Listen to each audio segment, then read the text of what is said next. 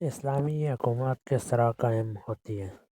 سید ابوالعلا مودودی رحمہ اللہ۔ یہ مقالہ 12 ستمبر 1940 کو انجمن اسلامی تاریخ و تمدن کی دعوت پر مسلم یونیورسٹی علی گڑھ میں بمقام اسٹریچی ہال پڑھا گیا۔ حضرات، اس مقالے میں مجھے آپ کے سامنے اس پروسیس کی تشریح کرنی ہے جس سے ایک طبی نتیجے کے طور پر اسلامی حکومت وجود میں آتی ہے۔ آج کل میں دیکھ رہا ہوں کہ اسلامی حکومت کا نام بازیچہ اطفال بنا ہوا ہے۔ مختلف حلقوں سے اس تصور اور اس مقصد کا اظہار ہو رہا ہے، مگر ایسے عجیب راستے اس منزل تک پہنچنے کے لیے تجویز کیے جا رہے ہیں جن سے وہاں تک پہنچنا اتنا ہی محال ہے جتنا موٹر کار کے ذریعے امریکہ تک پہنچنا۔ اس خام خیالی لوز تھنکنگ کی تمام تر وجہ یہ ہے کہ بعض سیاسی و تاریخی اسباب سے کسی ایسی چیز کی خواہش تو پیدا ہو گئی ہے جس کا نام اسلامی حکومت ہو، مگر خالص علمی سائنٹیفک طریقے پر نہ تو یہ سمجھنے کی کوشش کی گئی ہے کہ اس حکومت کی نوعیت کیا ہے، اور نہ یہ جاننے کی کوشش کی گئی ہے کہ وہ کیوں کر قائم ہوا کرتی ہے۔ ایسی حالت میں یہ ضرورت محسوس ہوتی ہے کہ علمی طریقے پر اس مسئلے کو پوری تحقیق کی جائے۔ نظام حکومت کا طبی ارتقاء۔ اہل علم کے اس مجمع میں مجھے اس حقیقت کی توضیح پر زیادہ وقت صرف کرنے کی ضرورت نہیں ہے کہ حکومت خواہ کسی نوعیت کی ہو، مصنوعی طریقے سے نہیں بنا کرتی۔ وہ کوئی ایسی چیز نہیں ہے کہ کہیں وہ بن کر تیار ہو اور پھر ادھر سے لا کر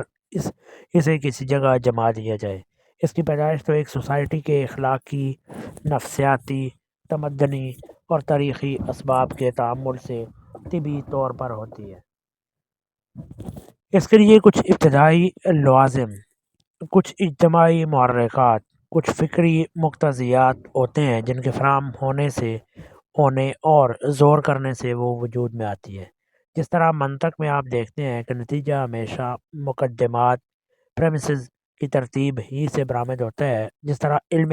کیمیا میں آپ دیکھتے ہیں کہ ایک کیمیائی مرکب ہمیشہ کیمیاوی کشش رکھنے والے اجزاء کی مخصوص طریقے پر ملنے ہی سے برآمد ہوا کرتا ہے۔ اسی طرح اجتماعیات میں بھی یہ حقیقت ناقابل انکار ہے کہ ایک حکومت صرف ان حالات کا اقتضا کا نتیجہ ہوتی ہے جو کسی سوسائٹی میں بام پہنچ گئے ہو۔ پھر حکومت کی نوعیت کا تعین بھی بالکل یا ان حالات کی کیفیت پر منحصر ہوتا ہے جو اس کی پیدائش کے مقتضی ہوتے ہیں۔ جس طرح یہ ممکن نہیں ہے کہ مقدمات کسی نوعیت کے ہوں اور ان کی ترتیب سے نتیجہ کچھ اور نکل آئے، کیمیاوی اجزاء کسی خاص خاصیت کے ہوں اور انہیں ملانے سے مرکب کسی اور قسم کا بن جائے، درخت لیموں کا لگایا جائے اور نشو و نما پا کر وہ پھل آم دینے لگے۔ اس طرح یہ بھی ممکن نہیں ہے کہ اسباب ایک خاص نوعیت کی حکومت کے فراہم ہوں، ان کے مل کر کام کرنے کا ڈھنگ بھی اسی نوعیت کی حکومت کی نشو و نما کے لیے مناسب ہو، مگر ارتقائی مراحل سے گزر کر جب وہ تکمیل کے قریب پہنچے تو انہی اسباب اور اسی عمل کے نتیجے میں بالکل ایک دوسری حکومت بن جائے۔ یہ گمان نہ کیجیے کہ میں یہاں جبریت ڈٹرمنزم کو دخل دے رہا ہوں اور انسانی ارادہ و اختیار کی نفی کر رہا ہوں۔ بلا شبہ حکومت کی نوعیت متعین کرنے میں افراد اور جماعتوں کے ارادہ و عمل کا بہت بڑا حصہ ہے، مگر میں دراصل یہ ثابت کر رہا ہوں کہ جس نوعیت کا نظام بھی حکومت پیدا کرنا مقصود ہو، اسی کے مزاج اور اسی کی فطرت کے مناسب اسباب فراہم کرنا اور اسی کی طرف لے جانے والا طرز عمل اختیار کرنا بہرحال ناگزیر ہے۔ اس کے لیے ضروری ہے کہ ویسی تحریک اٹھے، اسی قسم کے انفرادی کریکٹر تیار ہوں، اسی طرح کا اجتماعی اخلاق بنے، اسی طرح کے کارکن ترتیب دیے جائیں، اسی ڈھنگ کی لیڈرشپ ہو اور اسی کیفیت کا اجتماعی عمل ہو جس کا اقتضا اس خاص نظام حکومت کی نوعیت فطرتاً کرتی ہے جسے ہم بنانا چاہتے ہیں۔ اور یہ سارے اسباب و عوامل جب بام ہوتے ہیں اور جب ایک طویل مدت تک جدوجہد سے ان کے اندر اتنی طاقت پیدا ہو جاتی ہے کہ ان کی تیار کی ہوئی سوسائٹی میں کسی دوسری نوعیت کے نظام حکومت کا جینا دشوار ہو جاتا ہے، تب ایک طبی نتیجے کے طور پر وہ خاص نظام حکومت ابھر آتا ہے جس کے لیے ان طاقتور اسباب نے جدوجہد کی ہوتی ہے۔ بالکل اسی طرح جس طرح کہ ایک بیج سے جب درخت پیدا ہوتا ہے اور اپنے زور میں بڑھتا چلا جاتا ہے تو نشوونما کی ایک خاص حد پر پہنچ کر اس میں وہی پھل آنا شروع ہو جاتے ہیں جن کے لیے اس کی فطری ساخت زور کر رہی تھی۔ اس حکومت پر جب اس حقیقت پر جب آپ غور کریں گے تو آپ کو یہ تسلیم کرنے میں ذرا تعامل نہ ہوگا کہ جہاں طریق، لیڈرشپ، انفرادی سیرت، اجتماعی اخلاق اور حکمت عملی ہر ایک چیز ایک نوعیت کا نظام حکومت پیدا کرنے کے لیے مناسب و موزوں ہوں اور امید یہ کہ کی جائے کہ ان کے نتیجے میں بالکل ہی ایک دوسری نوعیت کا نظام پیدا ہوگا، وہاں بے شعوری، خام خیالی اور خام کاری کے سوا اور کوئی چیز کام نہیں کر رہی۔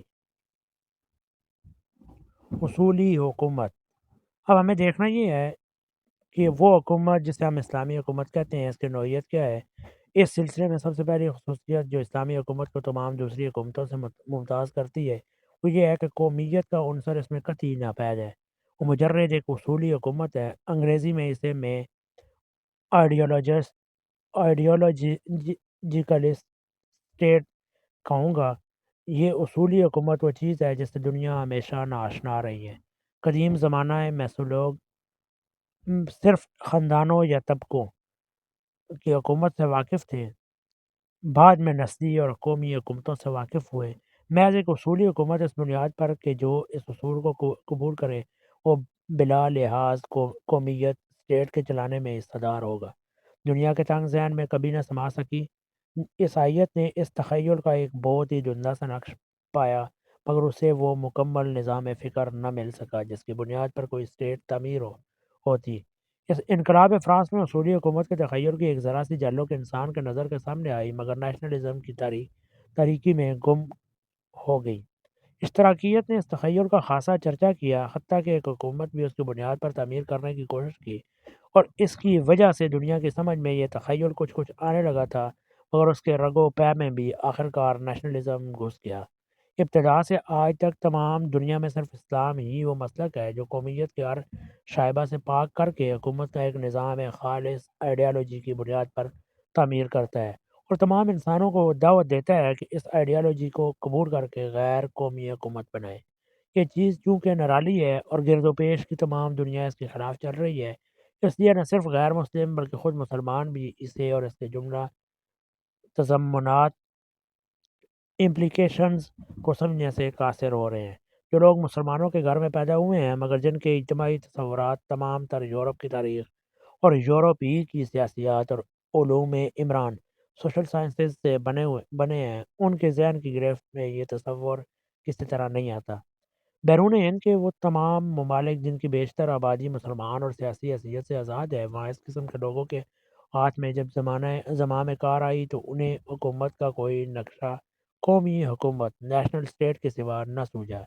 کیونکہ وہ اسلام کے علم، شعور اور اصولی حکومت کے تصور سے بالکل خالی الذہن تھے۔ ہندوستان میں جن لوگوں نے اس طرز کی دماغی تربیت پائی ہے وہ بھی اسی مشکل میں مبتلا ہیں۔ اسلامی حکومت کا نام لیتے ہیں مگر بیچارے اپنے ذہن کی ساخت سے مجبور ہیں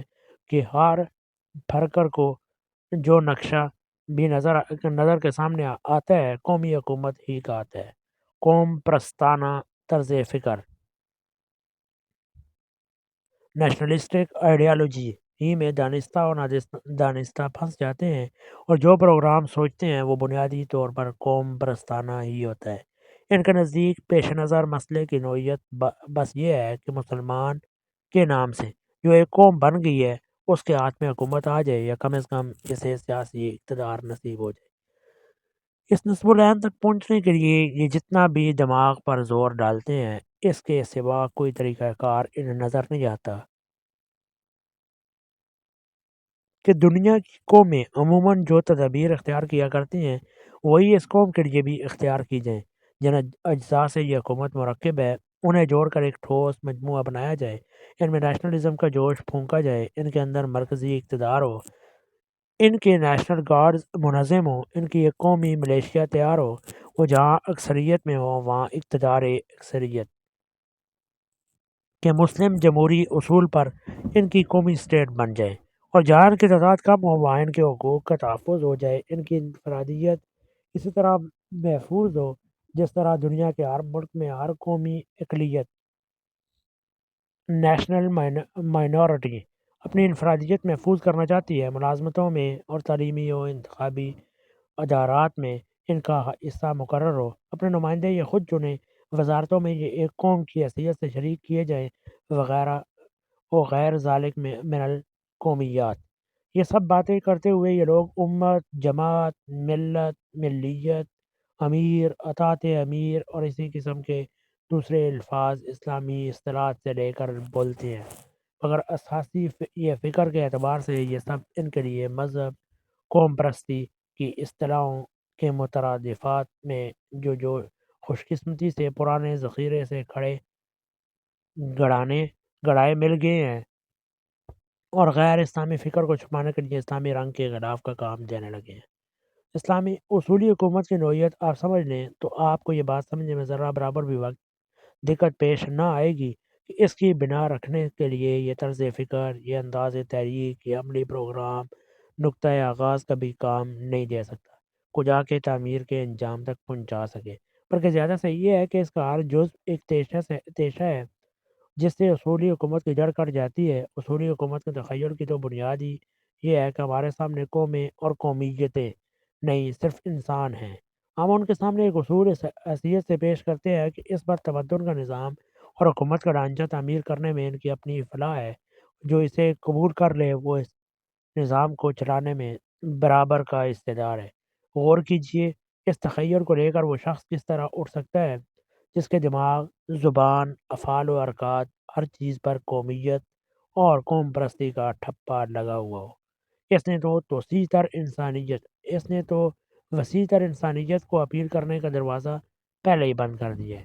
پہلے ہی قدم پر اپنی پوزیشن کو آپ غلط کر کے رکھ دیا۔ قوم پرستی کے تعصب میں جو قومیں اندھی ہو رہی ہیں، جن کے لڑائی جھگڑوں کی ساری بنیادی قوم پرستی اور قومی ریاستیں ہیں، انہیں انسانیت کے نام پر پکارنے اور انسانی فلاح کے اصول کی طرف دعوت دینے کا آخر یہ کون سا ڈھنگ ہے کہ ہم خود اپنے قومی حقوق کے جھگڑے اور اپنی قومی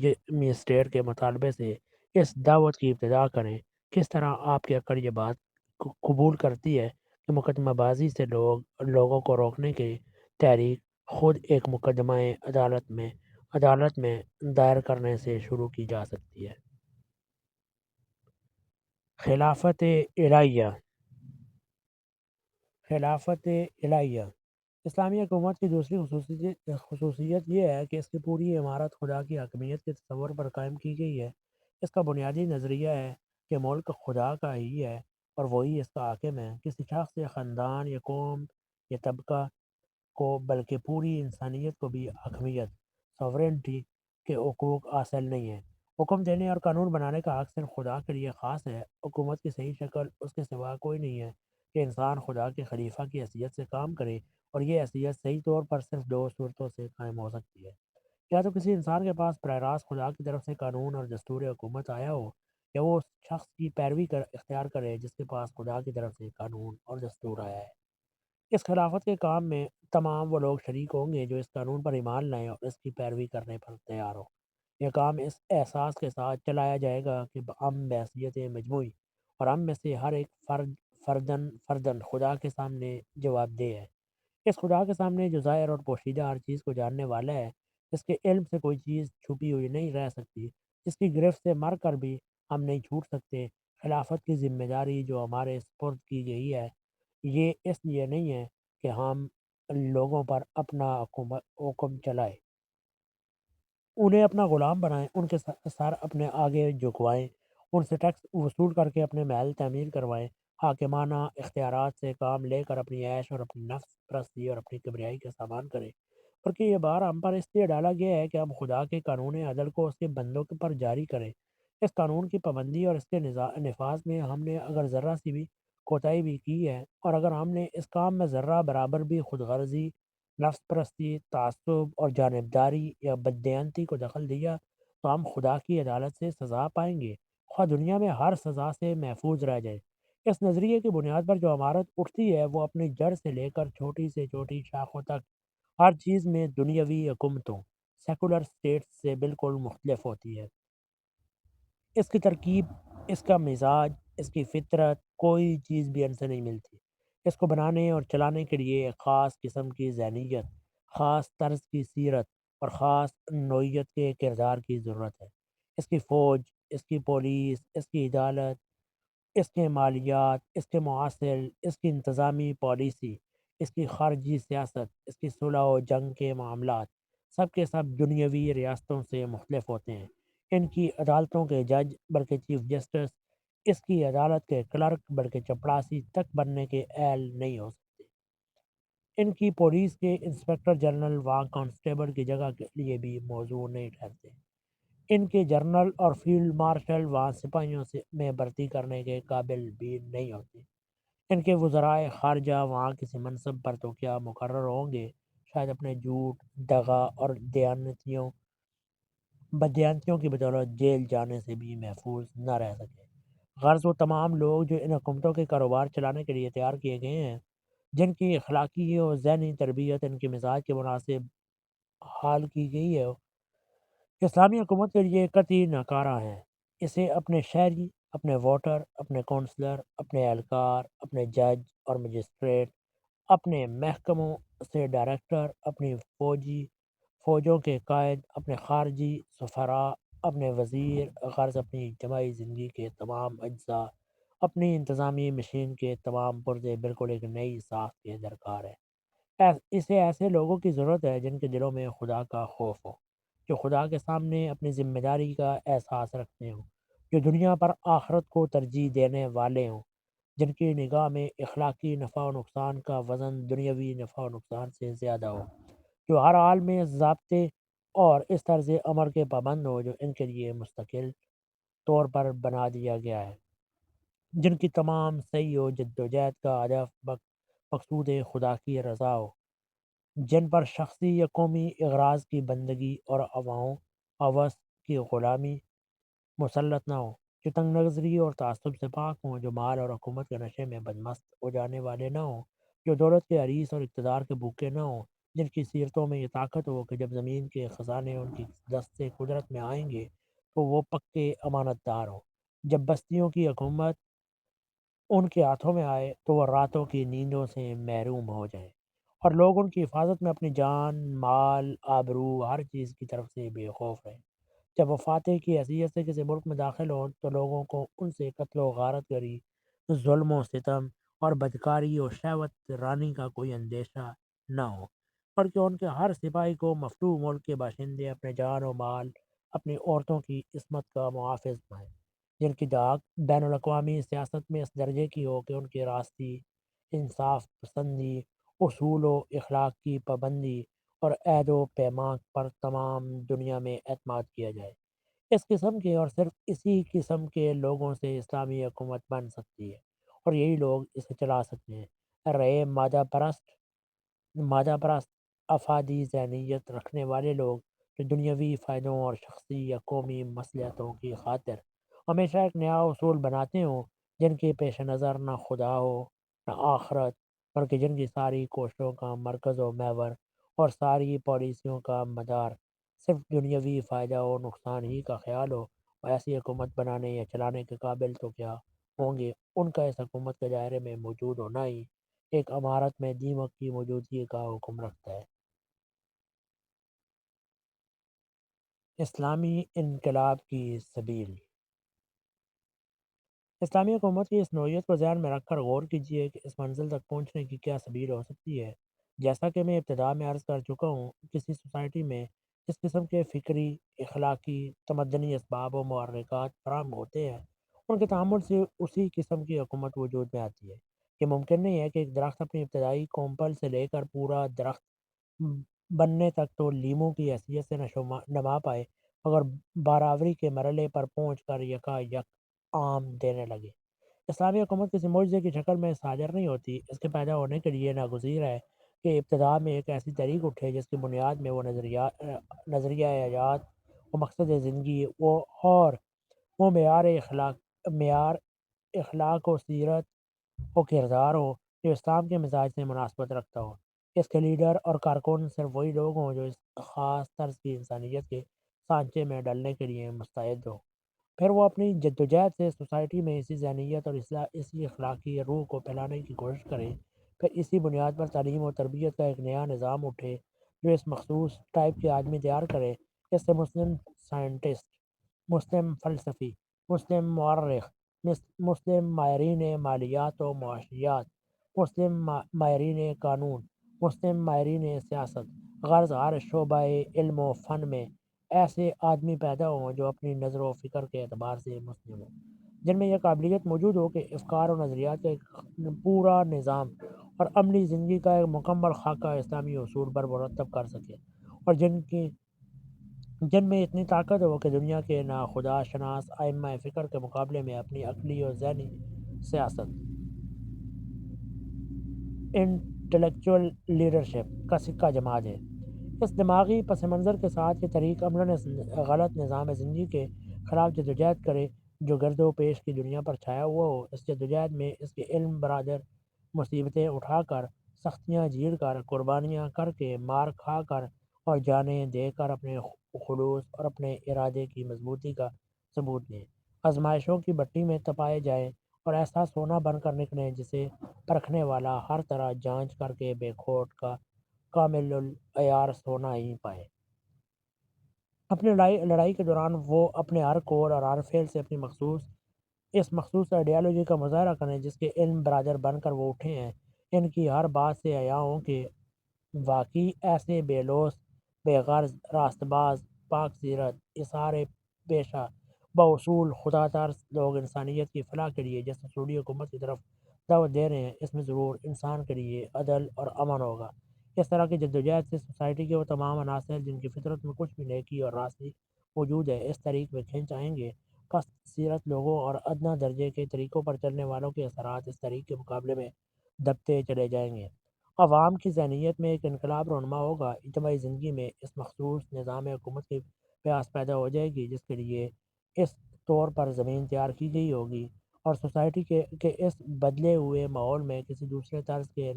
نظام حکومت کا چلنا مشکل ہو جائے گا۔ پھر جو ہی وہ نظام قائم ہوگا اسے چلانے کے لیے ابتدائی اہلکاروں سے لے کر اور نظامات تک ہر درجے کے مناسب کل پرزے اس نظام تعلیم و تربیت کی بدولت موجود ہوں گے جس کا ذکر میں ابھی کر چکا ہوں۔ حضرات، یہ ہے اس انقلاب کے ظہور اور اس حکومت کی پیدائش کا فطری طریقہ جسے اسلامی انقلاب اور اسلامی حکومت کہا جاتا ہے۔ آپ سب اہل علم لوگ ہیں، دنیا کے انقلابات کی تاریخ آپ کے سامنے ہے۔ آپ سے یہ بات پوشیدہ نہیں رہ سکتی کہ خاص نوعیت کا انقلاب اسی نوعیت کی تاریخ اور اسی نوعیت کے لیڈر اور کارکن اور اسی نوعیت کا اجتماعی شعور اور تمدنی اور اخلاقی ماحول پیدا چاہتا ہے۔ انقلاب فرانس کو وہی خاص اخلاقی اور ذہنی اساس درکار تھی جو روسو، والٹیئر اور مونٹیسکو جیسے لیڈروں نے تیار کی۔ انقلاب روس صرف مارکس کے افکار، لینن اور ٹرائسکی کی لیڈرشپ اور ان ہزارہ اشتراکی کارکنوں ہی کی بدولت رونما ہو سکتا تھا جن کی زندگی اشتراکیت کے سانچے میں ڈال چکی تھی۔ جرمنی کا نیشنلزم، سوشلزم اس مخصوص اخلاقی، نفسیاتی اور تمدنی زمین ہی میں جڑ پکڑ سکتا تھا جسے ہیگل، گوئتھے، نیشتے اور بہت سے مفکرین کے نظریات اور ہٹلر کی لیڈرشپ نے تیار کیا۔ اسی طرح سے اسلامی انقلاب بھی صرف اسی صورت میں برپا ہو سکتا تھا جبکہ ایک عمومی تحریک قرآنی نظریات اور تصورات اور محمدی سیرت و کردار کی بنیاد پر اٹھے اور اجتماعی زندگی کی ساری ذہنی، اخلاقی، نفسیاتی اور تہذیبی بنیادوں کو طاقتور جدوجہد سے بدل ڈالے۔ یہ بات کم از کم میری سمجھ میں نہیں آتی کہ قوم پرستانہ نوعیت کی کوئی تحریک جس کا پس منظر یہ ناقص نظام تعلیم ہو جو اس وقت ہمارے ہاں پایا جاتا ہے، جس کی بنیاد افادی اخلاقیات اور مصلحت پرستی پر ہو، اسے اسلامی انقلاب آخر کس طرح برپا کر سکتی ہے۔ میں اس قسم کے معجزات پر یقین نہیں رکھتا جس پر فرانس کے سابق وزیر موسیو نیو یقین رکھتے تھے۔ میں تو اس کا قائل ہوں کہ جیسی تدبیر کی جائے گی ویسے ہی نتائج برآمد ہوں گے۔ خام خیالیاں۔ ہمارے ہاں یہ سمجھا جا رہا ہے کہ بس مسلمانوں کی تنظیم تمام دردوں کی دوا ہے۔ اسلامی حکومت یا آزاد ہندوستان میں آزاد اسلام کے مقصد تک پہنچنے کی سبیل یہ سمجھی جا رہی ہے کہ مسلمان قوم جن افراد سے مرکب ہے وہ سب ایک مرکز پر جمع ہوں، متحد ہوں اور ایک مرکزی قیادت کی اطاعت میں کام کریں۔ لیکن دراصل یہ قوم پرستانہ پروگرام ہے جو قوم بھی اپنا بول بالا کرنے کے لیے جدوجہد کرنا چاہے گی وہ یہی طریقہ کار اختیار کرے گی، خواہ وہ ہندو قوم ہو یا سکھ یا جرمن یا طالبی قوم کے عشق میں ڈوبا ہوا ایک لیڈر جو موقع و محل کے لحاظ سے مناسب چالیں چلنے میں ماہر ہو اور جس میں حکم چلانے کی خاص قابلیت موجود ہو۔ ہر قوم کی سربلندی کے لیے مفید ہوتا ہے، خواہ وہ مونجے یا ساروکر ہو یا ہٹلر یا موسولینی۔ ایسے ہزاروں لاکھوں نوجوان جو قومی عزائم کے لیے اپنے لیڈر کی اطاعت میں منظم حرکت کر سکتے ہو، ہر قوم کا جھنڈا بلند کر سکتے ہیں، قطع نظر اس سے کہ وہ جاپانیت پر ایمان رکھتے ہوں یا چینیت پر۔ بس اگر مسلمان ایک نسلی اور تاریخی قومیت کا نام ہے اور پیش نظر مقصد صرف اس کا بول بالا کرنا ہے، تو اس کے لیے واقعی یہی سبیل ہے جو تجویز کی جا رہی ہے۔ اس کے نتیجے میں ایک قومی حکومت بھی میسر آ سکتی ہے اور بدرجائے عقل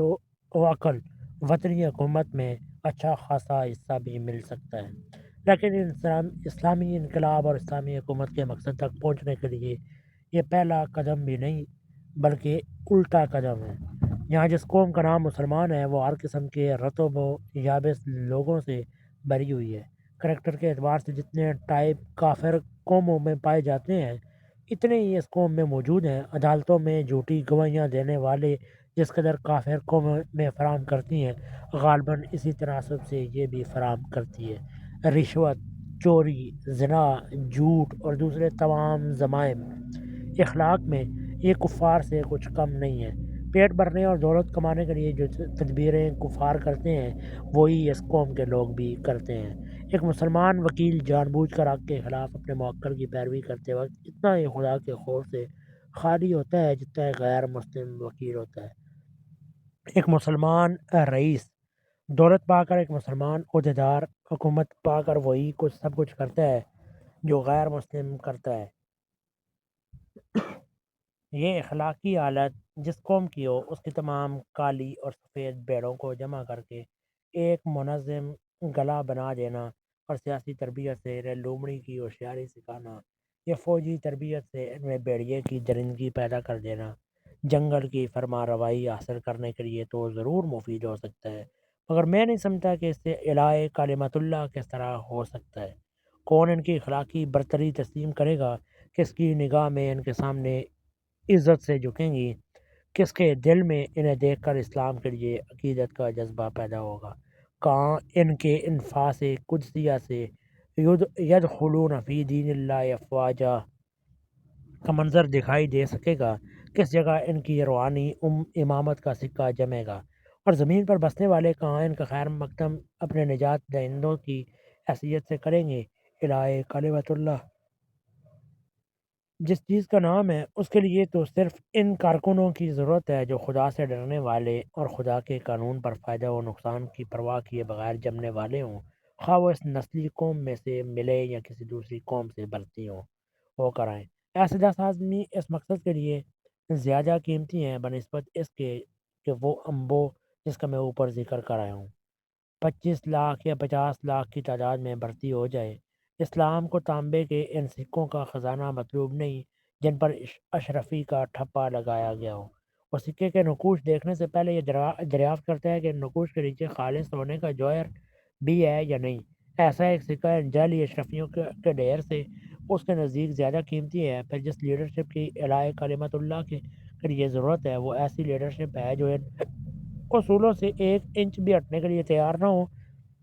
جن کا بول بالا کرنے کے لیے اسلام اٹھا ہے۔ خواہ اس ہٹ کی بدولت تمام مسلمان بھوکے ہی کیوں نہ مر جائیں بلکہ تیغ ہی کیوں نہ کر دیے جائیں۔ ہر معاملے میں اپنی قوم کا فائدہ تلاش کرنے والی اور اصول سے بے نیاز ہو کر اس تدبیر کو جس میں قوم کی دنیاوی فلاح نظر آئے اختیار کر لینے والی لیڈرشپ اور وہ لیڈرشپ جس میں تقوی اور خدا ترسی کا رنگ مفقود ہو اس مقصد کے لیے قطعی ناکارہ ہے جس پر اسلام نے اپنی نظر جما رکھی ہے۔ پھر وہ نظام تعلیم و تربیت جس کی بنیاد اس مشہور مقولہ پر رکھی گئی ہے کہ چلو تم ادھر کو ہو جدھر کی،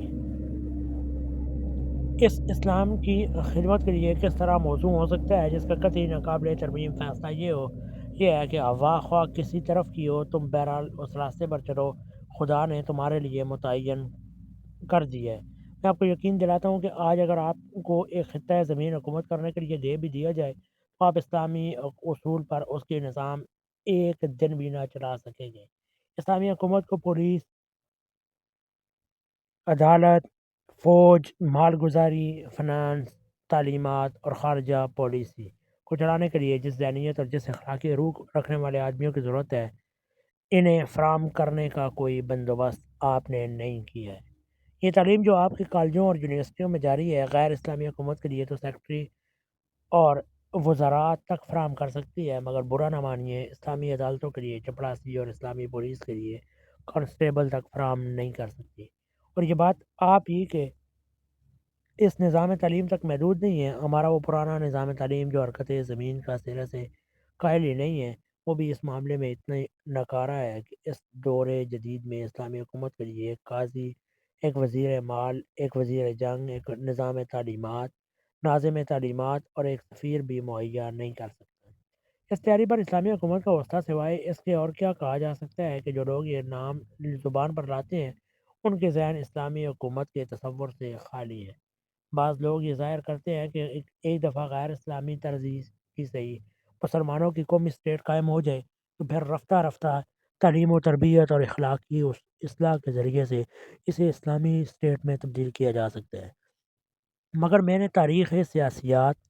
اجتماعیات کا جو تھوڑا بہت مطالعہ کیا ہے اس کی بنا پر میں اسے سخت مشکل سمجھتا ہوں۔ اگر یہ منصوبہ کامیاب ہو گیا تو میں اسے ایک معجزہ سمجھوں گا۔ جیسا کہ میں پہلے عرض کر چکا ہوں، حکومت کا نظام اجتماعی زندگی میں بڑی گہری جڑیں رکھتا ہے۔ جب تک اجتماعی زندگی میں تغیر واقع نہ ہو، کسی مصنوعی تدبیر سے نظام حکومت میں کوئی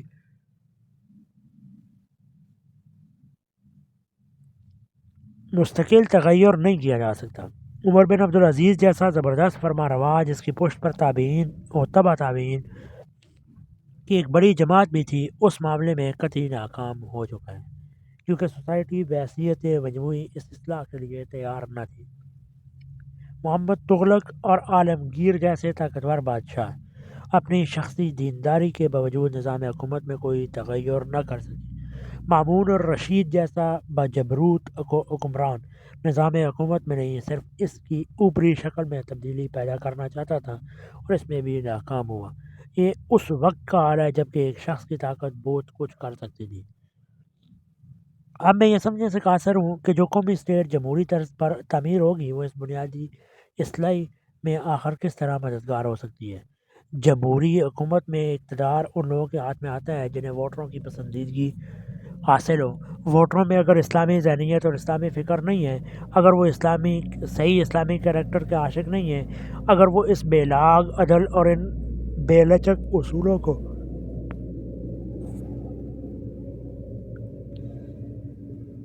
برداشت کرنے کے لیے تیار نہیں ہے جن پر اسلامی حکومت چلائی جاتی ہے، تو ان کے ووٹوں سے کبھی مسلمان قسم کے آدمی منتخب ہو کر پارلیمنٹ یا اسمبلی میں نہیں آ سکتے۔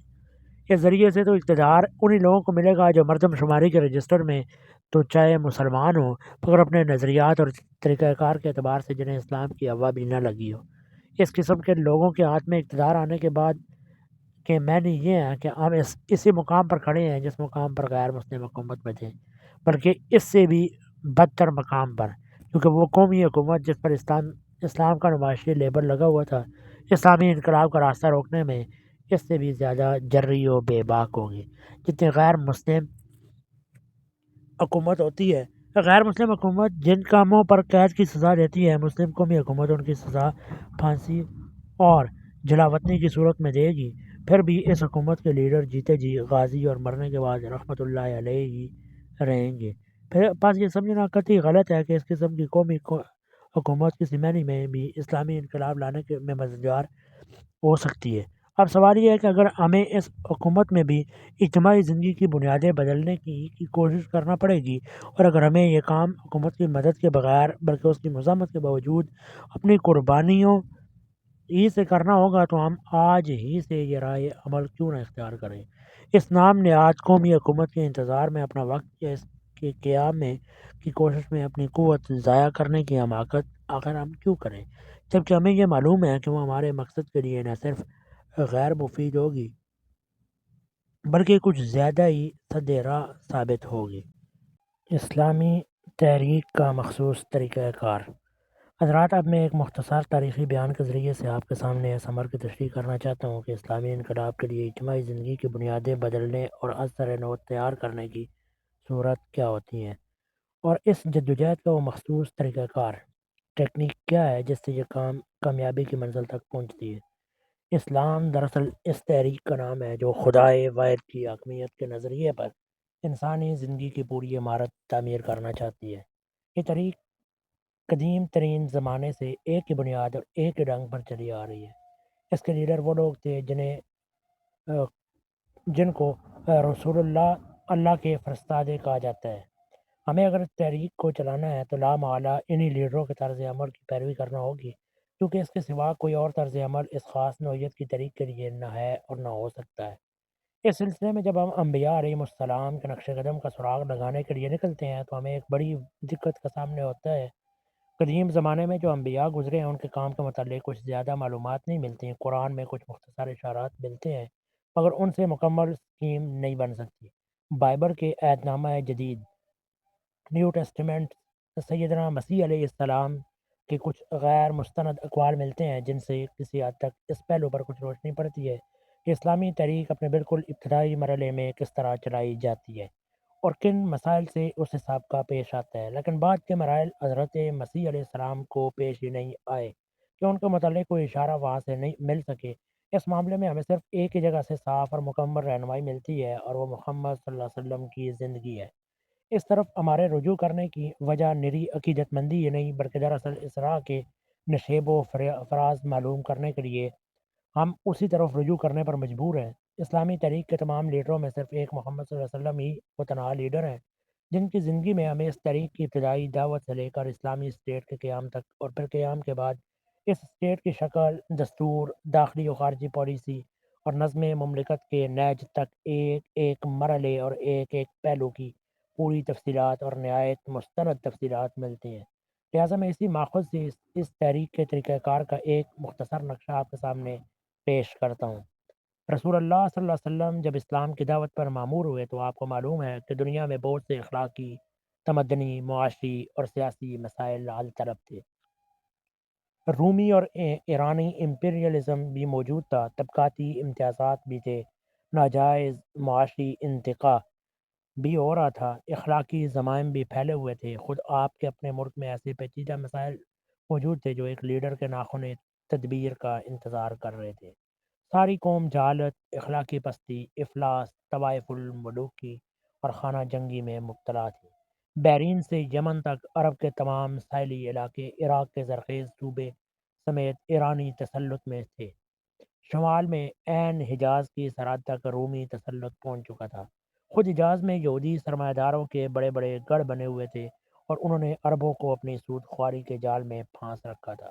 مشرقی ساحل کے عین مقابل افریقہ میں حبش کی عیسائی حکومت موجود تھی جو چند ہی سال پہلے مکہ پر چڑھائی کر چکی تھی۔ اس کے ہم مذہبوں اور اس سے یک گونا معاشی اور سیاسی تعلق رکھنے والوں کا ایک جتھا خود حجاز اور یمن کے درمیان نجران کے مقام پر موجود تھا۔ یہ سب کچھ تھا، مگر جس لیڈر کو اللہ نے رہنمائی کے لیے مقرر کیا تھا اس نے دنیا کے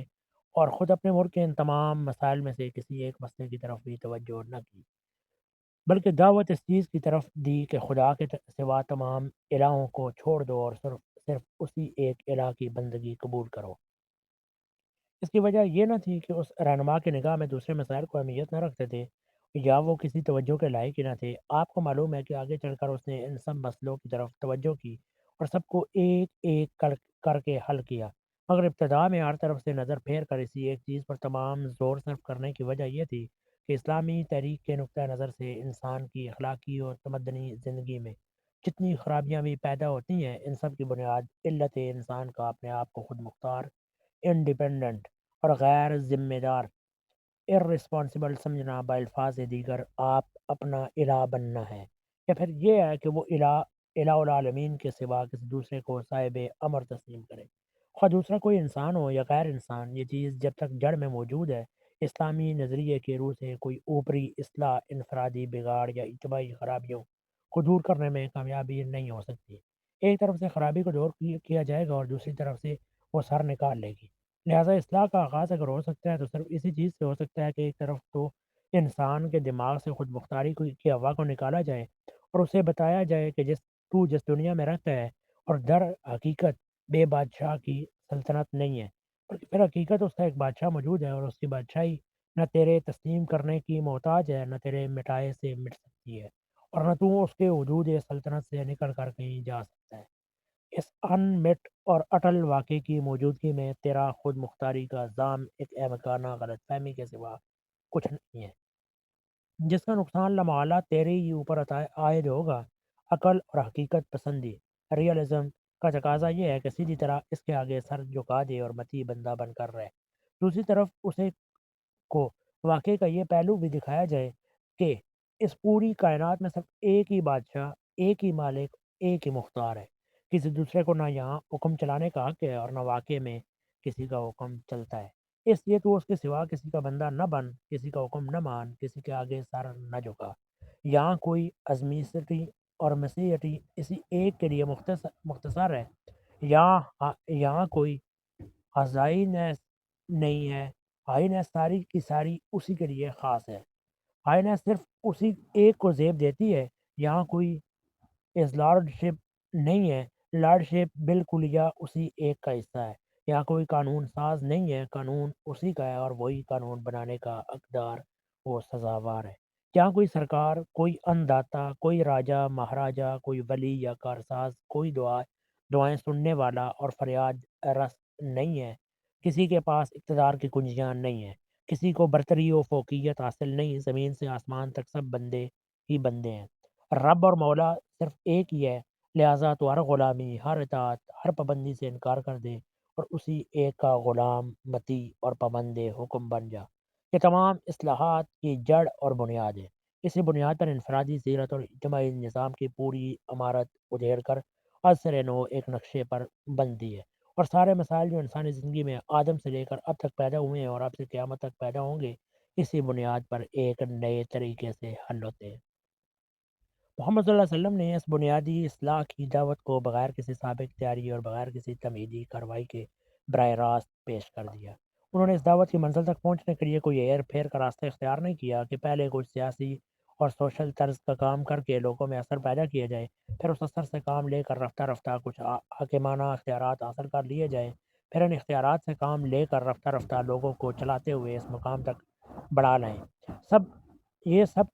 کچھ نہیں۔ ہم دیکھتے ہیں کہ وہاں ایک شخص اٹھا اور اٹھتے ہی اس نے لا الہ الا اللہ کا اعلان کر دیا۔ اس سے کم کسی چیز پر اس کی نظر ایک لمحے کے لیے بھی نہ ٹھہری۔ اس کی وجہ پیغمبرانہ جرت اور تبلیغی جوش ہی نہیں، دراصل اسلامی تحریک کا طریقہ کار یہی ہے۔ وہ اثر یا وہ نفوذ و اقتدار جو دوسرے ذرائع سے پیدا کیا جائے، اس اصلاح کے کام میں کچھ بھی مددگار نہیں ہوتا۔ جو لوگ لا الہ الا اللہ کے سوا کسی اور بنیاد پر آپ کا ساتھ دیتے رہے ہوں، وہ اس بنیاد پر تعمیر جدید کرنے میں آپ کے کسی کام نہیں آ سکتے۔ اس کام میں تو وہی لوگ مفید ہو سکتے ہیں جو صرف آپ کی طرف لا الہ الا اللہ کی آواز سن کر ہی آئیں، اس چیز میں ان کے لیے کشش ہو، اسی حقیقت کو وہ زندگی کی بنیاد بنائیں اور اسی اساس پر وہ کام کرنے کے لیے اٹھیں۔ لہذا اسلامی تحریک چلانے کے لیے جس خاص قسم کے تدبر اور حکمت عملی کی ضرورت ہے، اس کا تقاضا یہی ہے کہ کسی تمہید کے بغیر کام کا آغاز توحید کی دعوت ہی سے کیا جائے۔ توحید کا یہ تصور محض ایک مذہبی عقیدہ نہیں ہے، جیسا کہ میں ابھی عرض کر چکا ہوں، اس سے اجتماعی زندگی کا وہ پورا نظام جو انسان کی خود مختاری یا غیر اللہ کی حاکمیت و الوہیت کی بنیاد پر بنا ہو، جڑ بنیاد سے اکھڑ جاتا ہے اور ایک دوسری اساس پر ایک نئی عمارت تیار ہوتی ہے۔ آج دنیا آپ کے موذنوں کو اشہد ان لا الہ الا اللہ کی صدا بلند کرتے ہوئے اس لیے ٹھنڈے پیٹوں سن لیتی ہے کہ نہ پکارنے والا جانتا ہے کہ کیا پکار رہا ہوں، نہ سننے والوں کو اس میں کوئی معنی اور کوئی مقصد نظر آتا ہے۔ لیکن اگر یہ معلوم ہو جائے کہ اس اعلان کا مقصد یہ ہے اور اعلان کرنے والا جان بوجھ کر اس بات کا اعلان کر رہا ہے کہ میرا اشارہ کوئی بادشاہ یا فرما روا نہیں ہے، کوئی حکومت میں تسلیم نہیں کرتا، کسی قانون کو نہیں مانتا، کسی عدالت کے حدود اختیارات جوریڈکشن مجھ تک نہیں پہنچتے، کسی کا حکم میرے لیے حکم نہیں ہے، کوئی رواج اور کوئی رسم مجھے تسلیم نہیں، کسی کے امتیازی حقوق، کسی کی ریاست، کسی کی کا تقدس کسی کے اختیارات میں نہیں مانتا۔ ایک اللہ کے سوا میں سب سے باغی ہوں اور سب سے منحرف ہوں۔ آپ سمجھ سکتے ہیں کہ اس سزا کو کہیں بھی ٹھنڈے پیٹوں برداشت نہیں کیا جا سکتا۔ آپ خواہ کسی سے لڑنے جائیں یا نہ جائیں، دنیا خود آپ سے لڑنے آ جائے گی۔ یہ آواز بلند کرتے ہی آپ کو یہ محسوس ہوگا کہ یکا یک زمین و آسمان آپ کے دشمن ہو گئے ہیں، اور ہر طرف آپ کے لیے سانپ بچھو اور درندے ہی درندے ہیں۔ یہی صورت اس وقت پیش آئی جب محمد صلی اللہ علیہ وسلم نے یہ آواز بلند کی۔ پکارنے والے نے جان کر پکارا تھا، اور سننے والے سمجھتے تھے کہ کیا پکار رہا ہے۔ اس لیے جس جس پہلو سے بھی اس پکار کی ضرب پڑتی تھی، وہ اس آواز کو دبانے کے لیے اٹھ کھڑا ہوا۔ پجاریوں کو اپنی برہمنیت و پاپائیت کا خطرہ اس میں نظر آیا، رئیسوں کو اپنی ریاست کا، ساہوکاروں کو اپنی ساہوکاری کا، نسل پرستوں کو اپنے نسلی تفوق کا، ریشل سپریورٹی کا، قوم پرستوں کو اپنی قومیت کا، اجداد پرستوں کو اپنے باپ دادا کے موروثی طریقے کا، غرض ہر بت کے پرستار کو اپنے بت کے ٹوٹنے کا خطرہ اسی ایک آواز میں محسوس ہوا۔ اس لیے الکفر ملت و واحد کے مصداق وہ سب جو آپس میں لڑا کرتے تھے، اس نئی تحریک سے لڑنے کے لیے ایک ہو گئے۔ اس حالت میں صرف وہی لوگ محمد صلی اللہ علیہ وسلم کی طرف آئے جن کا ذہن صاف تھا، جو حقیقت کو سمجھنے اور تسلیم کرنے کی استعداد رکھتے تھے، جن کے اندر اتنی صداقت پسندی موجود تھی کہ جب ایک چیز کے متعلق جان لیں کہ حق یہ ہے تو اس کی خاطر آگ میں کودنے اور موت سے کھیلنے کے لیے تیار ہو جائے۔ ایسے ہی لوگوں کی اس تحریک کے لیے ضرورت تھی۔ وہ ایک ایک، دو دو، چار چار کر کے آتے رہے، اور کشمکش بڑھتی رہی۔ کسی کا روزگار چھوٹا، کسی کو گھر والوں نے نکال دیا، کسی کے عزیز دوست آشنا سب چھوٹ گئے، کسی کو قید میں ڈالا گیا، کسی کو تپتی ہوئے ریت پر گھسیٹا گیا، کسی کو سرے بازار پتھروں اور گلیوں سے تواضع کی گئی، کسی کی آنکھ پھوڑ دی گئی، کسی کا سر پھاڑ دیا گیا، کسی کو عورت، مال، حکومت اور ریاست اور ہر ممکن چیز کا لالچ دے کر خریدنے کی کوشش کی گئی۔ یہ سب چیزیں آئیں، ان کا آنا ضروری تھا۔ ان کے بغیر اسلامی تحریک نہ مستحکم ہو سکتی تھی اور نہ بڑھ سکتی تھی۔ ان کا پہلا فائدہ یہ تھا کہ گھٹیا قسم کے کچے کریکٹر اور ضعیف ارادہ رکھنے والے لوگ اس کی طرف آ ہی نہ سکتے تھے۔ جو بھی آیا وہ نسل آدم کا بہترین جوڑ تھا، جس کی دراصل ضرورت تھی۔ ہر کوئی دوسری صورت کام کے آدمیوں کو نکارا آدمیوں سے چھانٹ کر الگ نکال لینے کے لیے اس کے سوا نہ تھی۔ جو بھی آئے وہ اس بٹی میں سے گزر کر آئے۔ پھر جو لوگ آئے انہیں اپنی کسی ذاتی غرض کے لیے یا کسی خاندانی یا قومی مقصد کے لیے مصائب کا مقابلہ نہیں کرنا پڑا، بلکہ حق اور صداقت کے لیے، خدا اور اس کی رضا کے لیے، اسی کے لیے وہ پٹے، اسی کے لیے بھوکے مرے، اسی کے لیے دنیا بھر کی جفاکاریوں کا تختہ مشق بنے۔ اس کا نتیجہ یہ ہوا کہ ان میں وہ صحیح اسلامی ذہنیت پیدا ہوتی چلی گئی جس کی ضرورت تھی۔ ان کے اندر خالص اسلامی کریکٹر پیدا ہوا۔ ان کی خدا پرستی میں خلوص آتا اور بڑھتا چلا گیا۔ مصائب کی اس زبردست تربیت گاہ میں ایک کیفیت اسلامی کا طاری ہونا ایک طبی امر تھا۔ جب کوئی شخص کسی مقصد کے لیے اٹھتا ہے اور اس کی کشمکش، جدوجہد، مصیبت، تکلیف، پریشانی، مار، قید، فاقہ، جلا وطنی وغیرہ کے مرحلوں سے گزرتا ہے، تو اس ذاتی تجربے کی بدولت اس مقصد کی تمام کیفیات اس کے روح و قلب پر چھا جاتی ہیں۔ اس کی پوری شخصیت اس مقصد میں تبدیل ہو جاتی ہے۔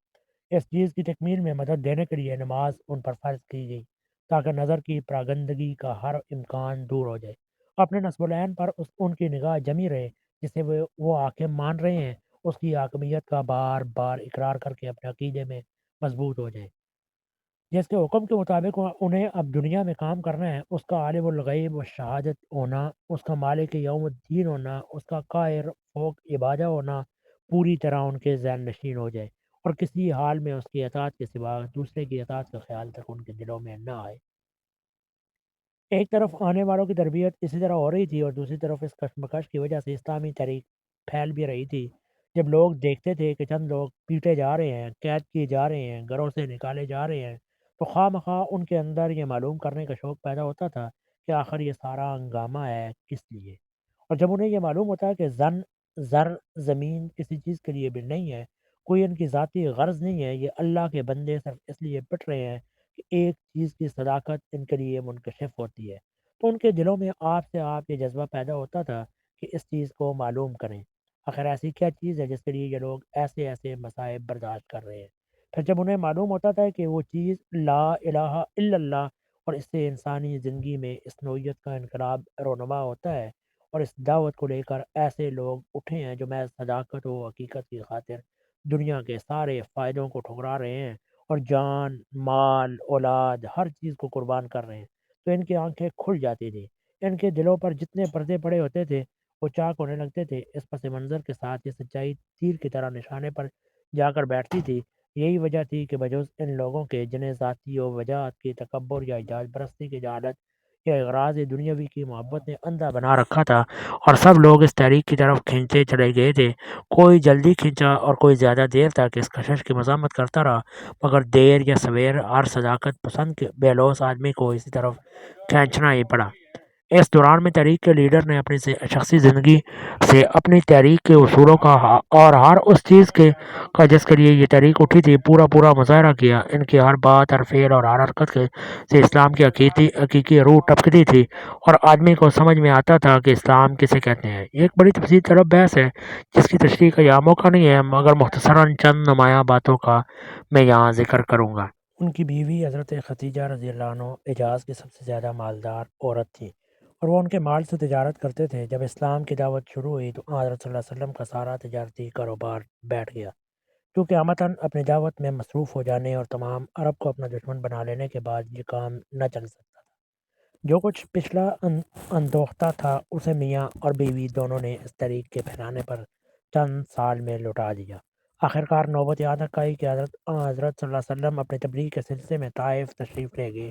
تو وہ شخص جو کبھی حجاز کا ملک التجار کہلاتا تھا اس کی سواری کے ایک گدھا تک میسر نہ ہوا۔ قریش کے لوگوں نے حضرت صلی اللہ علیہ وسلم کے سامنے حجاز کی حکومت کا تخت پیش کیا، کہا کہ ہم آپ کو اپنا بادشاہ بنا لیں گے، عرب کی حسین ترین عورت آپ کے نکاح میں دیں گے، دولت کے ڈھیر آپ کے قدموں میں لگا دیں گے، بشرطے کہ آپ اس تحریک سے باز آ جائیں۔ مگر وہ شخص جو انسان کی فلاح کے لیے اٹھا تھا اس نے ان سب پیشکشوں کو ٹھکرا دیا اور گالیاں اور پتھر کھانے پر راضی ہو گیا۔ قریش کے اور عرب کے سرداروں نے کہا کہ محمد صلی اللہ علیہ وسلم ہم تمہارے پاس کیسے آ کر بیٹھیں اور تمہاری باتیں کیسے سنیں جبکہ تمہاری مجلس میں ہر وقت غلام مفلس معاذ اللہ کمین لوگ بیٹھے رہتے ہیں۔ ہمارے ہاں جو سب سے نچلے طبقے کے لوگ ہیں انہیں تم نے اپنے گرد و پیش جمع کر رکھا ہے، انہیں ہٹاؤ تو ہم تم سے ملیں۔ مگر وہ شخص جو انسانوں کے اونچ نیچ برابر کرنے آیا تھا اس نے رئیسوں کی خاطر غریبوں کو دھتکارنے سے انکار کر دیا۔ اپنی تحریک کے سلسلے میں حضرت صلی اللہ علیہ وسلم نے اپنے ملک، اپنی قوم، اپنے قبیلے، اپنے خاندان کسی مفاد کے کبھی پرواہ نہیں کی۔ اسی چیز نے دنیا کو یقین دلایا کہ آپ صلی اللہ علیہ وسلم انسان بحیثیت انسان کی فلاح کے لیے اٹھے ہیں، اور اسی چیز نے آپ کی دعوت کی ہر طرف ہر قوم کے انسانوں کو کھینچا۔ اگر آپ اپنے خاندانوں کی فکر کرتے تو غیر آشمیوں کو اس فکر سے کیا دلچسپی ہو سکتی تھی؟ اگر آپ اس بات کے لیے بے چین ہوتے کہ قریش کے اقتدار کو تو کسی طرح بچا لوں تو غیر قریش عربوں کو کیا پڑی تھی اس کام میں شریک ہوتے۔ اگر آپ صلی اللہ علیہ وسلم عرب کی برتری کے لیے اٹھتے تو حبش کے بلال رضی اللہ عنہ اور روم کے صہیب رضی اللہ عنہ اور فارس کے سلیمان رضی اللہ عنہ کو کیا پڑی تھی کہ اس کام میں آپ کا ساتھ دیتے؟ دراصل جس چیز نے سب کو کھینچا وہ خالص خدا پرستی تھی، ہر ذاتی، خاندانی، قومی، وطنی غرض سے مکمل بے لوثی تھی۔ مکہ سے جب آپ کو ہجرت کرنا پڑی تو وہ تمام امانتیں جو دشمنوں نے آپ کے پاس رکھوائی تھیں حضرت علی رضی اللہ عنہ کے سپرد کر کے نکلے کہ میرے بعد ہر ایک کی امانت اسے پہنچا دینا۔ دنیا پرست ایسے موقع پر جو کچھ ہاتھ لگتا ہے لے کر چل دیتے ہیں، مگر خدا پرست نے اپنی جان کے دشمنوں اور اپنے خون کے پیاسوں کا مال بھی انہیں واپس پہنچانے کی کوشش کی، اور اس وقت کی کہ جب کہ وہ اس کے قتل کا فیصلہ کر چکے تھے۔ یہ وہ اخلاق تھا جسے دیکھ کر عرب کے لوگ دنگ رہ گئے ہوں گے، اور مجھے یقین ہے کہ جب وہ 2 سال کے بعد میدان بدر میں حضرت صلی اللہ علیہ وسلم کے خلاف لڑنے کھڑے ہوئے ہوں گے تو ان کے دل اندر سے کہہ رہے ہوں گے کہ یہ تم کس سے لڑ رہے ہو؟ اس فرشتہ خصلت انسان سے جو قتلگاہ سے رخصت ہوتے وقت بھی انسانوں کے حقوق اور امانت کی ذمہ داری کو نہیں بھولتا۔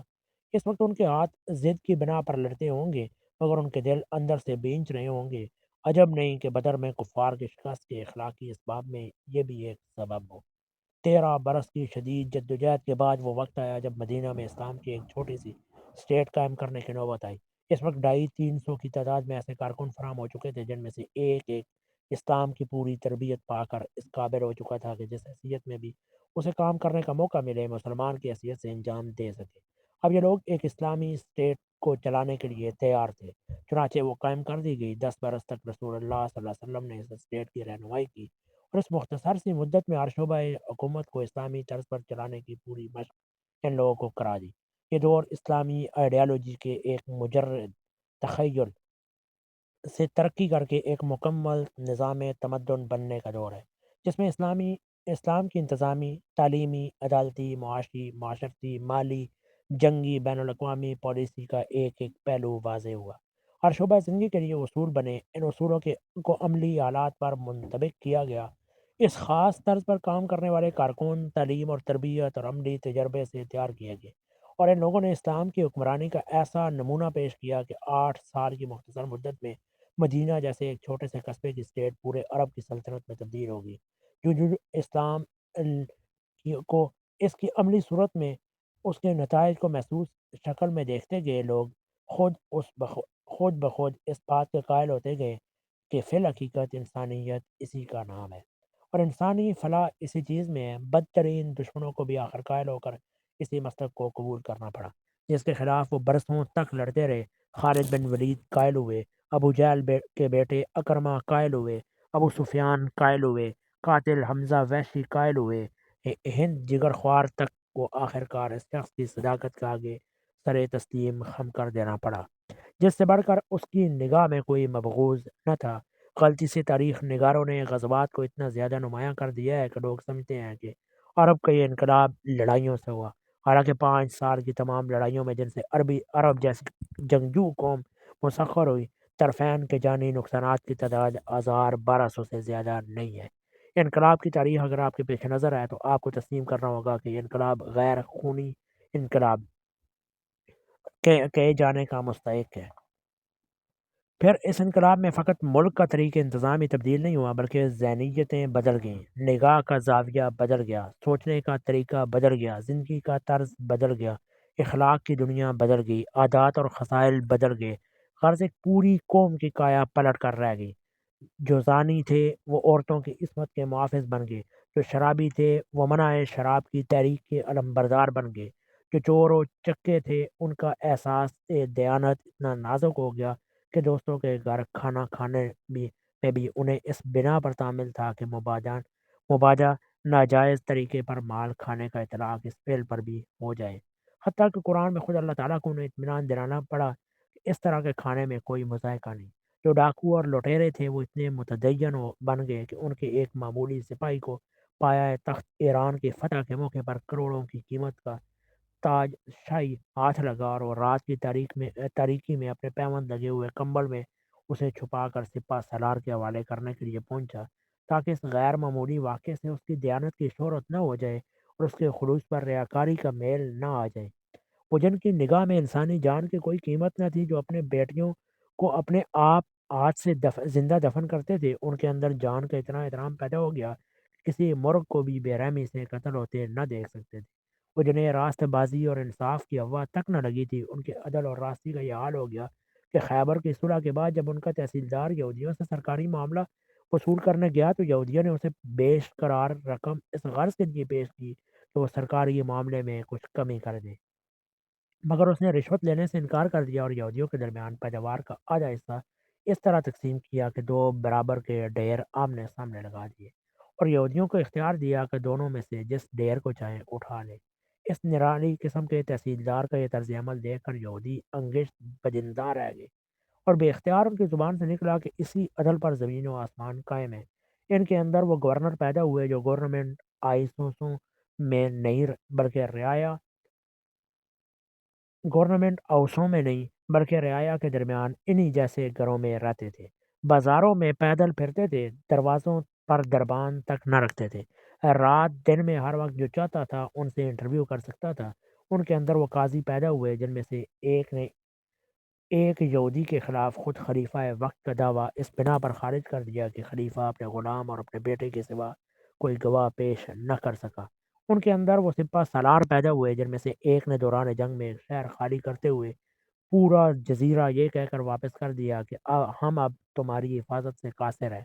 لہذا جو ٹیکس ہم نے حفاظت کے معاوضے میں وصول کیا تھا اسے رکھنے کا ہمیں کوئی حق نہیں ہے۔ ان میں وہ ایلچی پیدا ہوئے جن میں سے ایک نے سپہ سالاران ایران کے بڑے دربار میں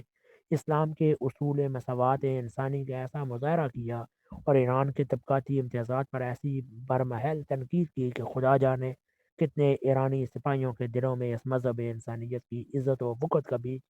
اس وقت پڑ گیا ہوگا۔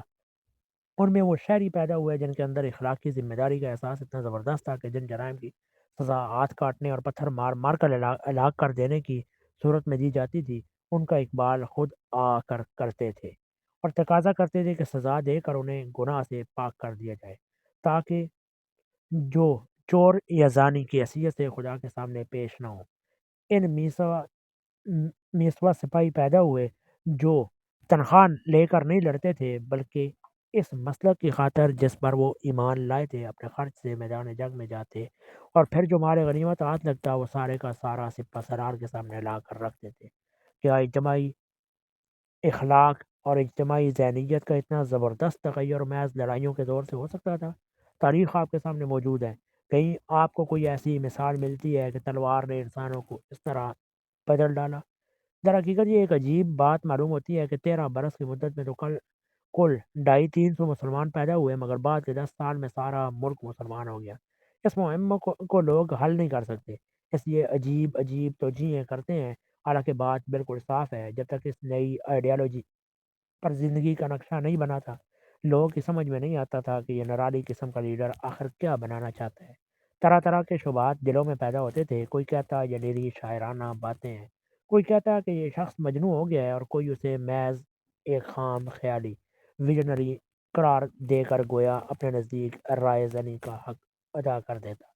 اس وقت صرف غیر معمولی ذہانت اور سمجھ رکھنے والے لوگ ہی ایمان لائے، جن کی نگاہ حقیقت میں اس نئے مسلک میں انسانی فلاح کی صورت صاف دیکھ سکتی تھی۔ مگر جب اس نظام فکر پر ایک مکمل نظام حیات بن گیا اور لوگوں نے اپنی آنکھوں سے اسے کام کرتے دیکھا ہے اور اس کے نتائج ان کے سامنے آ گئے، تب ان کی سمجھ میں آیا کہ وہ چیز تھی جسے بنانے کے لیے وہ اللہ کا نیک بندہ دنیا بھر کے ظلم سہ رہا تھا۔ اس کے بعد ضد اور ہٹ درمی کے پاؤں جمانے کا کوئی موقع باقی نہ رہا۔ جس کی پیشانی پر 2 آنکھیں تھیں اور ان کی آنکھوں میں نور تھا، اس کے لیے آنکھیں دیکھی حقیقت سے انکار کرنا غیر ممکن تھا۔ حضرات، یہ ہے اس اجتماعی انقلاب کے لانے کا طریقہ جسے اسلام برپا کرنا چاہتا ہے۔ یہی اس کا راستہ ہے، اسی ڈنگ پر وہ شروع ہوتا ہے اور اسی تدریج سے وہ آگے بڑھتا ہے۔ لوگ اسے بوجھ دے کی قسم کا واقعہ سمجھ کر کہہ دیتے ہیں اب یہ کہاں ہو سکتا ہے، نبی آئے تو یہ کام ہو سکتا ہے، مگر تاریخ کا مطالعہ ہمیں یہ بتاتا ہے کہ یہ بالکل ایک طبی قسم کا واقعہ ہے۔ اس میں علت اور معلول اور پورا منطقی اور سائنٹیفک ربط ہمیں نظر آتا ہے۔ آج ہم اس ڈنگ پر کام کریں تو وہی نتائج برآمد ہو سکتے ہیں۔ البتہ صحیح یہ ہے کہ اس کام کے لیے ایمان، شعور اسلامی، ذہن کی یکسوئی، مضبوط قوت فیصلہ، شخصی جذبات اور ذاتی امنگوں کی سخت قربانی درکار ہے۔ اس کے لیے جمع ہمت لوگوں کی ضرورت ہے جو حق پر ایمان لانے کے بعد اس پر پوری طرح نظریں جما دیں، کسی دوسری چیز کی طرف توجہ نہ کریں۔ دنیا میں خواہ کچھ ہوا کرے، وہ اپنے نصب العین کے راستے سے 1 انچ نہ ہٹے۔ دنیاوی زندگی میں اپنی ذاتی غرض ترقی کے سارے امکانات کو قربان کر دیں، اپنی امیدوں کا اور اپنے والدین کی تمناؤں کا خون کرتے ہوئے نہ جھجکیں، عزیز اور دوستوں کے چھوٹ جانے کا غم نہ کریں۔ سوسائٹی اور حکومت، قانون، قوم، وطن، جو چیز بھی ان کے نصب العین کی راہ میں حائل ہو، اس سے لڑ جائیں۔ ایسے ہی لوگوں نے پہلے بھی اللہ کا کلمہ بلند کیا تھا اور ایسے ہی لوگ آج بھی کریں گے، اور یہ کام ایسے ہی لوگوں کے لیے کہ کیے سے ہو سکتا ہے۔ اب مجھے صرف چند کلمے اور عرض کرنا ہے جن کے بعد میں اس جمع خراشی کو ختم کروں گا۔ تقدیر الہی نے آپ کے اس علی گڑھ کو ہندوستانی مسلمانوں کا مرکز اعصاب بنا دیا ہے۔ میں اس امر واقعی کا پورا ادراک رکھتا ہوں، اسی وجہ سے میں نے آج سے 4-5 سال پہلے علی گڑھ کو مخاطب کر کے اس نئے نظام تعلیم کا ایک نقشہ پیش کیا تھا، جس کی میرے نزدیک اسلام کی نشات جدیدہ کے لیے ضرورت ہے، اور آج پھر اسی ادراک کی بنا پر میں علی گڑھ ہی کو مخاطب کر کے اس تحریک کا نقشہ پیش کر رہا ہوں جو اسلامی طرز کا اجتماعی انقلاب برپا کرنے کے لیے ایک ہی ممکن تحریک ہے۔ میں نے اپنا فرض ادا کر دیا، جو کچھ پہنچانا تھا اور جس مناسب جگہ پہنچانا تھا میں پہنچا چکا ہوں۔ اب اس کی ذمہ داری مجھ پر نہیں ہے کہ میں آپ کے دل میں بھی بدل دوں۔